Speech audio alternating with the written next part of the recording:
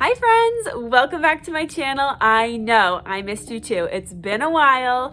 Miss Poquette has been slacking on her YouTube game, but I am back today. We have a half day on this Friday and I'm feeling inspired.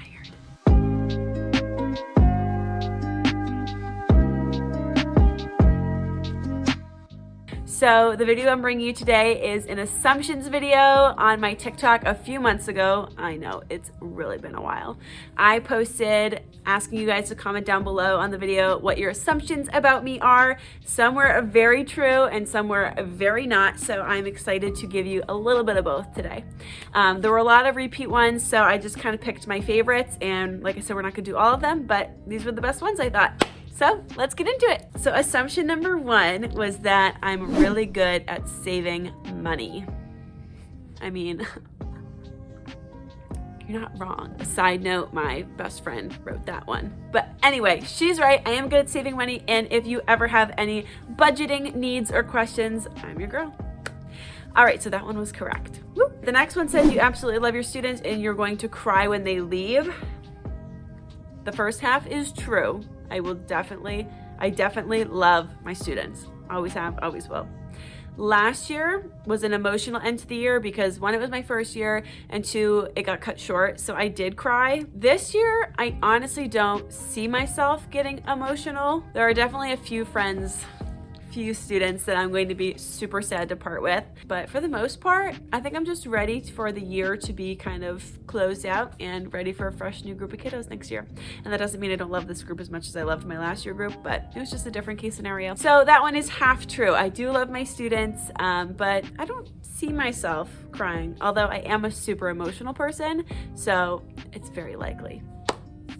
Okay, you have always wanted to be a teacher. Guilty. So whenever people ask me what I want to be if I wasn't a teacher, I literally have no response. I'm like, I don't know, a stay-at-home mom maybe, which I do want to be someday, but I have never had a backup career in mind. And as far back as I can remember, when people would ask that question, I have always said teacher. I certainly didn't know what age group I wanted to teach forever. I didn't really figure that out till high school, college age, but I always knew I wanted to be a teacher. And people always ask me why I want to be a teacher. And my three reasons are I loved school and the environment, so I'm happy to be in that environment still. Reason two is I had great teachers growing up and wanted to give the same exact experience back to other students. And number three is that I love children. So those are my three reasons, and they always have been. Okay. You are a perfectionist. Loosely defined perfectionist, I think I'd call it. I definitely like things to be neat and orderly, and I'm very time oriented. I like to be places early. I like to time manage well, but I don't know if I'm like the most intense perfectionist, if that makes sense. Like my handwriting's not great, and my room can sometimes get messy, like my classroom, I mean. So my motto last year was Miss Poquette likes things neat and tidy, and that was kind of my motto and what I was known for. But I would say I lean more towards the side of perfectionist than I do not perfectionist. So do with that as you wish. But I would say that one was pretty close to being spot on. Number five is you're always supportive about anything your students do, and you're the cool teacher. Really boosting my ego here, aren't you? I am always supportive about anything my students do. That is 100% true. And as far as the cool teacher, I mean, some might say they've seen me dancing through the cafeteria on a fun Friday with the music. Some teachers might have seen me outside leading a walk with my students, a power walk group. I mean, I feel cool, but I don't know what they'd say about that. Okay, number six I thought was funny. It said that I love ice cream, especially Neapolitan. You're half correct. I love ice cream. I just ate a double header twist soft serve cone at school gloriously. I love ice cream. I could live off ice cream. It's my favorite food group. But Neapolitan ice cream is a big no. I like anything with peanut butter and chocolate in it, mint chocolate chip, cookie dough. I need something a little more spicy than just Neapolitan, but I love the creativity. All right, number 7 says, your time management skills are 100%. I would like to say yes. I get to school at the same time every day. I try not to stay after school. I'm super thorough with my prep and like my recess breaks that I get. I try and be super diligent so that I only have to work during certain hours. I mean, I work outside of my contract hours, but not as much as other teachers, I feel like. And this year, I've really had to get good at my time management skills because at the beginning of the year, we had half days on every Friday. Now they've taken them away. Everything I would do on a Friday afternoon to prep for the next week, I now have to do scattered throughout the week. So like on Wednesdays, I lesson plan. On Thursdays, I do my slide deck. On Friday, I print my materials. And it works for me. It's a good system, and I'm definitely better at it this year than I was last year. So maybe we say like 90% time management skills, but 100 is super flattering. All right, next one says I have a bubbly personality and I am more of a cup half full person. I've never heard anybody say that before. I always think glass half full, so I was stumbling over my words there. I'm definitely a bubbly person. I try and keep a really happy, positive attitude because I teach little first graders and I just feel like they need that. And honestly, I need that. So yes, definitely have a bubbly personality. Appreciate you picking up on that. And I am totally a glass half full person versus glass half empty. Next one, you rarely yell in your classroom. Ever yell. If somebody was being unsafe and in danger, sure, I would yell. But honestly, silence sometimes is louder than yelling. Like if I just stand there and look at them and like they can see my disappointment or my frustration, I think that goes a longer way with little kids in first grade than me raising my voice at them, because I know they probably get their fair share of that with other adults in their life, and that's just not the energy we have in here. If you're being unsafe or you're doing something wrong and I'm upset at you, I don't have to yell at you for you to know that. And that's how I feel about it. Not that yelling is bad. I mean, sometimes you have to, but as their teacher, I just have a different way of doing things. Next one is that I love mornings. Who doesn't love mornings? Most people. Yeah, I love mornings. I'm a total morning person. I am more of an early bird than I am a night owl. I would preferably be in bed at 9 p.m. every single day. I just love waking up early and knowing that I have the whole day ahead of me. And I feel like so if I get up late and sleep in, and honestly, me sleeping in means like anything past 8 o'clock. So I'm totally a morning person, and I feel like when you teach, you have to be a morning person because the mornings are really long.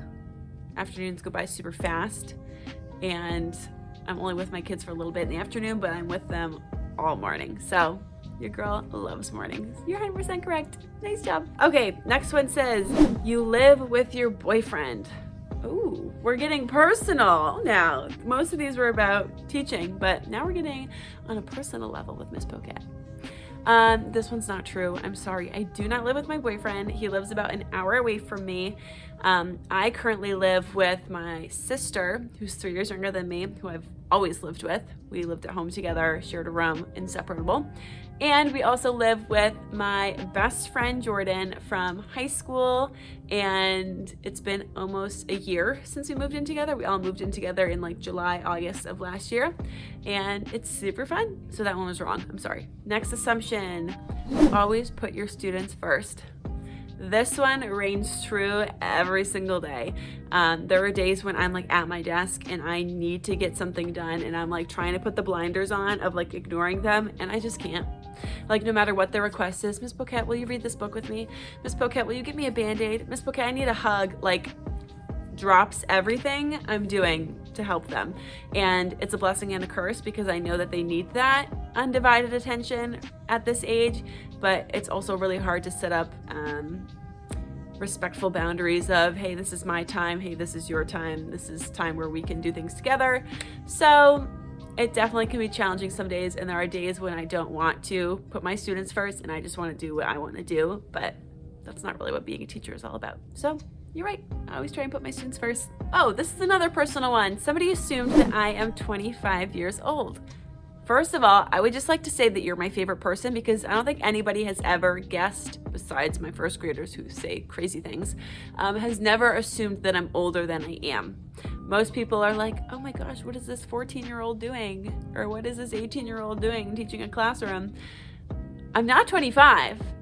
but I am 23, so you're close, and I'm just super flattered that you think I'm older than I am. And I know you probably only think that because I'm a teacher and it's not based off of appearance, but that was some really good feedback because honestly, everybody always thinks I'm younger than I am. Everybody always thinks I'm younger than my sister, who's 3 years younger than me. So no, I'm not 25, I am 23. Okay, the next one, I thought this one was funny too. Next assumption is that I have a dog.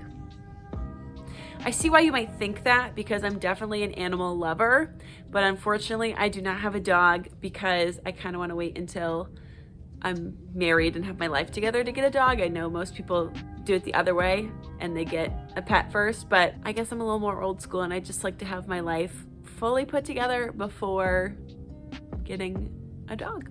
I also live with other people and I just feel like I have enough on my plate and I don't need one.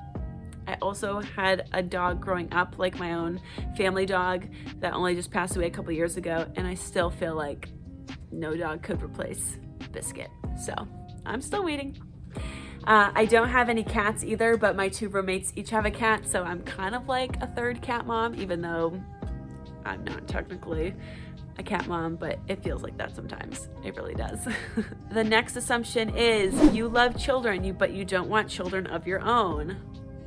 Why did you think this? I'm just kidding. It's okay. Wrong. I want a million children of my own, as many as my body will let me birth. Sorry, the lights just kicked off. I do love children. You're right about that one, but no, I want children of my own someday. I feel like it is super interesting to be a teacher and watch other people's children, and it just makes me really excited to have my own kids someday and have an opinion and a say and have the ability to raise my own little humans, because I feel like my parents did a really good job and I liked the way that they raised me and my siblings, and I want to do that with my own family someday. As far as how many kids, I think that's it's not going to be up to me. I mean, you just don't know. You can't plan that. You can try and plan things like that, but sometimes it doesn't work out the way you want. I always grew up thinking 4, like 4 would be a safe number because that's what I grew up with, but we'll see what's in store. So I do want kids of my own so bad.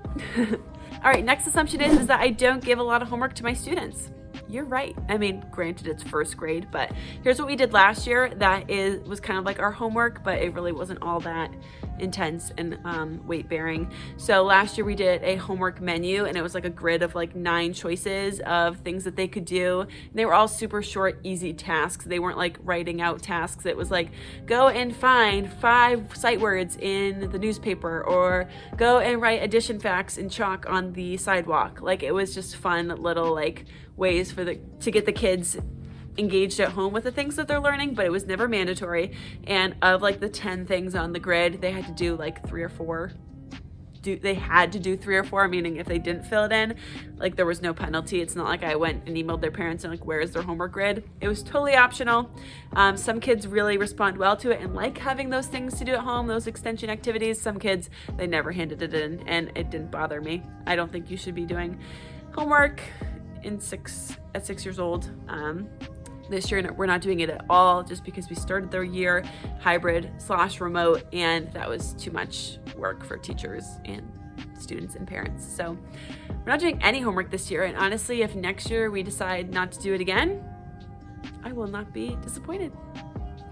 So yeah, not an advocate of homework in general, but definitely not at the first grade level. All right, couple more. This one I think is so funny. It says, you're tall. Maybe? You're right. Your girl is 5'10". And people always look at me and they're like, you got taller. And I'm like, no, respectfully, I've been 5'10" since like freshman year of high school, but it's fine. I definitely had a growth spurt early and have been the same height for probably about 8 to 10 years now. And I love my height, so I'm not complaining. But it was tough in middle school and high school being taller than all the boys. I'll just leave it at that. So yeah, you're right, I'm tall. 2 more. This one is another personal one. Somebody assumed that I have 2 siblings and that I'm the youngest sibling. Some of these assumptions were like so like random. I'm like, how did you come up with this? Like, is this just random, or do you really sense that I'm one of 3 and I'm the youngest. But anyway, I just stated a couple questions ago that I'm one of 4, so that is incorrect. I'm sorry. And I'm actually not the youngest. I'm the second oldest. So it goes my brother, me, my sister, and then my other brother. So there's 4 of us, and I am the second oldest. I wonder if I give off like youngest child energy though. Do I have like youngest child vibes that are like seeping out of me? I don't even know what that means and if it's a compliment or not, but I don't know.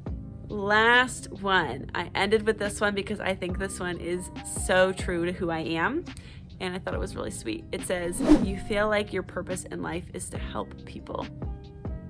I could just cry reading that. And it's so spot on too. Like I would never come up with that in my own words, but that feels really true to me. I feel like I love teaching because I get to help people every day, and not just like little people. I get to help parents with their little people. I get to help other teachers with their own little people. I have friends who have kids, and I get to help them with my wisdom of what I teach and what I know. And it's a really rewarding feeling. I feel like teaching is such a rewarding job, and that just feels so good to me. I would never want to work in a job where it didn't feel like I was helping people. And I think that's true with a lot of people, but it's really refreshing to hear somebody say that and see that in me, because that's what I strive to do, is to help other people. So that concludes our assumption video, round 1. I might do another one. This was pretty fun to get to talk about all of these with y'all. Comment down below which ones were your favorite. Comment down below if you have another assumption that wasn't spoken about in this video, and maybe we'll do a part 2. In the meantime though, be looking for updates on my Instagram and on my TikTok. Again, that's Big Heart Little Minds on both platforms, and I will see y'all soon.